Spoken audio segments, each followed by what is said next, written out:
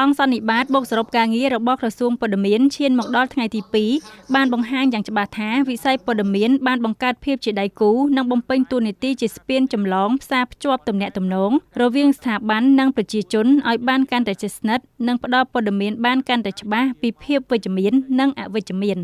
វិស័យព័ត៌មានបានក្លាយជាបង្គោលចរមួយក្នុងចំណោមបង្គោលចរសំខាន់ៗរបស់ជាតិដែលរួមចំណែកយ៉ាងសំខាន់ក្នុងការលើកកម្ពស់កិត្យានុភាពរបស់ប្រជាជាតិកម្ពុជានៅលើឆាកអន្តរជាតិនៅក្នុងឱកាសនៃអង្គសន្និបាតបូកសរុបលទ្ធផលការងារក្នុងឆ្នាំ2025និងលើកទិសដៅអនុវត្តបន្តឆ្នាំ2026របស់ក្រសួងព័ត៌មានបានបន្តកិច្ចពិភាក្សាគ្នាឈានបន្តដល់ថ្ងៃទី2ព្រឹកថ្ងៃទី20ខែមករាឆ្នាំ2026ក្រោមអធិបតីភាពដឹកនាំអង្គសន្និបាតឯកឧត្តមនេតភក្ត្រារដ្ឋមន្ត្រីក្រសួងព័ត៌មានអង្គសន្និបាតបូកសរុបលទ្ធផលការងាររបស់ក្រសួងព័ត៌មានបានធ្វើឡើងរយៈពេល3ថ្ងៃចាប់ពីថ្ងៃទី19ដល់ថ្ងៃទី21ខែមករាឆ្នាំ2026ក្រោមអធិបតីភាពឯកឧត្តមនេតភក្ត្រារដ្ឋមន្ត្រីក្រសួងព័ត៌មានក្រោមមូលបត្រការពង្រឹងប្រសិទ្ធភាពនិងសមត្ថភាពស្ថាប័នក្រោមរចនាសម្ព័ន្ធថ្មីចំណុចសំខាន់ៗដែលអង្គសន្និបាតលើកមកបង្ហាញបានឲ្យឃើញថា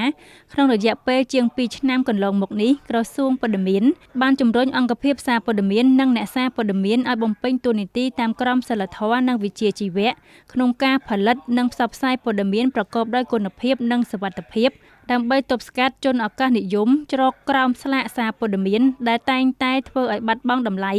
និងកិត្យានុភាពរបស់អ្នកសារព័ត៌មានស្ថាប័នសារព័ត៌មាននិងវិជ្ជាជីវៈសារព័ត៌មានជាការពិតក្នុងដំណើរកសាងនិងអភិវឌ្ឍប្រទេសកន្លងមកវិស័យព័ត៌មានបានរួមចំណែកយ៉ាងសំខាន់រួមមាន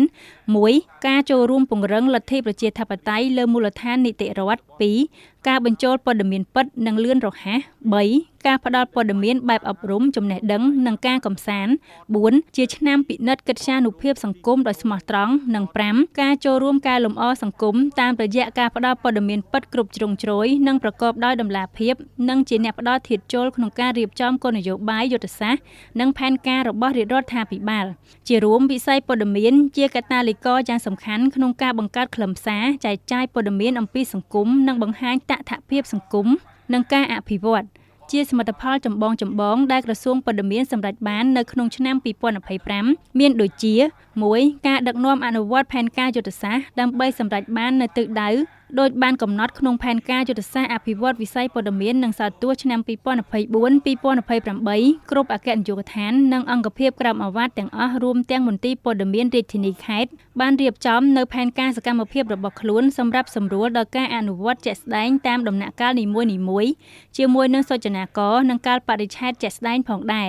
គ្រប់អគ្គនាយកដ្ឋាននិងអង្គភាពក្រមអាវ៉ាត់ទាំងអស់រួមទាំងមន្ទីរព័ត៌មានរាជធានីខេត្តបានចាប់ផ្ដើមរៀបចំផែនការសកម្មភាពដោយសហការជាមួយលេខាធិការដ្ឋានរបស់គណៈកម្មាធិការរៀបចំគោលនយោបាយនិងផែនការយុទ្ធសាស្ត្រអភិវឌ្ឍវិស័យព័ត៌មាននិងសោតទស្សន៍របស់ក្រសួងព័ត៌មាន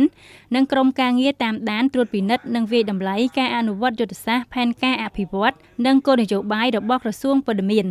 ជាថ្មីម្ដងទៀតឯកឧត្តមរដ្ឋមន្ត្រីនេតភក្ត្រាសង្ឃឹមយ៉ាងមុតមាំថាសន្និបាតរយៈពេល3ថ្ងៃនេះនឹងផ្ដល់ឱកាសឲ្យថ្នាក់ដឹកនាំនិងមន្ត្រីរាជការទាំងអស់ចូលរួមសាទរសមិទ្ធផលសម្រេចបានរបស់ក្រសួងព័ត៌មាននៅឆ្នាំចាស់ក៏ដូចជារួមគ្នាជាគំនិតដើម្បីកំណត់ទិសដៅការងារជាយុទ្ធសាស្ត្រក្នុងការលើកស្ទួយវិស័យព័ត៌មាននិងសោតទស្សន៍ដែលជាធាតុដ៏សំខាន់នៅក្នុងការលើកកម្ពស់កិត្យានុភាពកម្ពុជានៅក្នុងតំបន់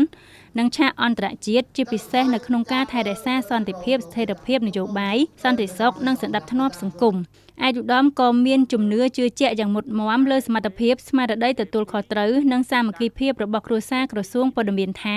នឹងបន្តរួមគ្នាដើរតួនាទីស្នូលក្នុងការចូលរួមលើកកម្ពស់វិស័យព័ត៌មាននិងសោតទស្សន៍ឲ្យកាន់តែរីកចម្រើននិងកសាងលំហព័ត៌មាននៅកម្ពុជាប្រកបដោយគុណភាពសុវត្ថិភាពនិងទំនួលខុសត្រូវសម្រាប់ជាឧត្តមប្រយោជន៍ជាតិនិងប្រជាពលរដ្ឋកម្ពុជាទៀតក្នុងឱកាសនេះឯកឧត្តមរដ្ឋមន្ត្រីសូមថ្លែងអំណរគុណឯកឧត្តមលោកជំទាវលោកស្រីជាថ្នាក់ដឹកនាំមន្ត្រីរាជការក្រសួងព័ត៌មានដែលបានចូលរួមចំណែកក្នុងការសម្រេចបាននូវសមិទ្ធផលគួរជាទីមោទនៈរបស់ក្រសួងព័ត៌មាននាពេលកន្លងមកនៅក្នុងឱកាសនៃដំណើរការអង្គសន្និបាតថ្ងៃនេះដែរឯកឧត្តមហួតខៀងវែងរដ្ឋលេខាធិការនិងជាប្រធានលេខាធិការដ្ឋាននិងក្រុមការងារបដិវត្តកម្ម Digital ក្រសួងព័ត៌មានបានធ្វើបទអន្តរាគមន៍ស្ដីពីវឌ្ឍនភាពការងារនីតិកម្មនិងការងារបដិវត្តកម្មនៃប្រព័ន្ធផ្សព្វផ្សាយ Digital វិស័យព័ត៌មាននិងសោតទស្សន៍ ឯកឧត្តមទេពអាសនារិទ្ធអនុរដ្ឋលេខាធិការនិងជាអ្នកនាំពាក្យក្រសួងព័ត៌មានបានធ្វើបទបង្ហាញពីបទពិសោធន៍និងការរៀបចំខ្លួនលើការងារគ្រប់គ្រងព័ត៌មាននិងសាធារណមតិក្នុងបរិបទសង្គ្រាមឈ្លានពានមកលើអធិបតេយ្យភាពបូរណភាពទឹកដីនិងការគ្រប់គ្រងសណ្ដាប់ធ្នាប់ក្នុងវិស័យព័ត៌មាននិងសារទូតនៅកម្ពុជាឯកឧត្តមស្លេះអាល់ហ្វីនអនុរដ្ឋលេខាធិការក្រសួងព័ត៌មានបានធ្វើបទបង្ហាញស្ដីពីស្ថានភាពសេរីភាពសារព័ត៌មាននៅកម្ពុជា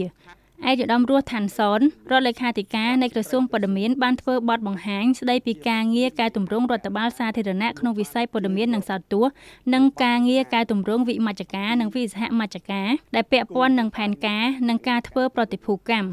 ឯកឧត្តមច័ន្ទពុទ្ធិរិទ្ធតំណាងក្រុមការងារកំណែតម្រង់ហិរញ្ញវត្ថុសាធារណៈក្រសួងព័ត៌មានបានធ្វើបទបង្ហាញស្ដីពីការងារកែតម្រង់ការគ្រប់គ្រងហិរញ្ញវត្ថុសាធារណៈលទ្ធផលការងារនិងការត្រៀមលក្ខណៈសម្រាប់ឆ្នាំ2027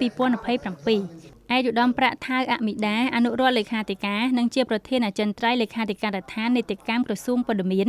បានធ្វើបទបង្ហាញពីការសិក្សានិងការរៀបចំឡើងវិញច្បាប់ស្ដីពីរបបសារព័ត៌មានក្របខ័ណ្ឌទស្សនៈទានស្ដីពីការរៀបចំ